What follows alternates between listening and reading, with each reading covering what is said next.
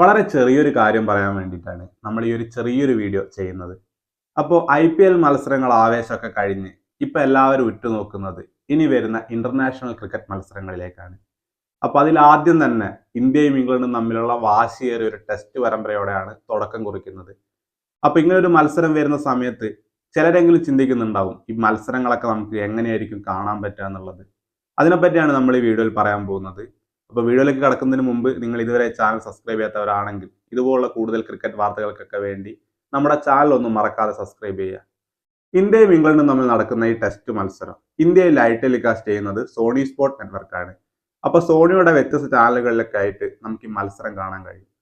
ഇതിൽ ഏതൊക്കെ ചാനലുകളാണെന്ന് നോക്കുകയാണെങ്കിൽ സോണി സ്പോർട്സ് 1, 3, 4, 5 എന്നീ ചാനലുകളിൽ ഈ മത്സരം ടെലികാസ്റ്റ് ഉണ്ട്. ഇതിൽ സോണി സ്പോർട്സ് 1ലും 5ലും ഇംഗ്ലീഷ് കമന്ററിയോട് കൂടിയിട്ടായിരിക്കും മത്സരം കിട്ടുക.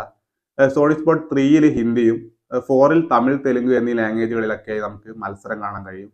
ഇവരുടെ തന്നെ OTT പ്ലാറ്റ്ഫോം ആയിട്ടുള്ള സോണി ലീവ് ആപ്ലിക്കേഷൻ ഉപയോഗിച്ച് നമുക്ക് മൊബൈൽ ഫോണിലും കളി കാണാൻ കഴിയും. അപ്പോൾ സോണി ലീവ് ആപ്ലിക്കേഷൻ എന്ന് പറയുന്നത് ഒരു പെയ്ഡ് ആപ്ലിക്കേഷൻ ആണെന്നുള്ള കാര്യം നമുക്ക് എല്ലാവർക്കും അറിയാവുന്നതാണ്. അപ്പോൾ ഇതിൽ നമ്മൾ പൈസ മുടക്കി കഴിഞ്ഞാൽ മാത്രമേ നമുക്ക് ലൈവ് മത്സരം ഇതിലൂടെ കാണാൻ കഴിയുള്ളൂ. പിന്നെ കളി കാണാനുള്ള മറ്റു മാർഗങ്ങൾക്കായി താഴെ കൊടുത്തിട്ടുള്ള നമ്മുടെ ടെലഗ്രാം ഗ്രൂപ്പിൽ കയറിയാൽ നിങ്ങൾക്ക് അതിനുള്ള സൊല്യൂഷൻ ലഭിക്കുന്നതായിരിക്കും. അപ്പോൾ ഇതാണ് ഈ വീഡിയോയിൽ പറയാനുള്ളത്.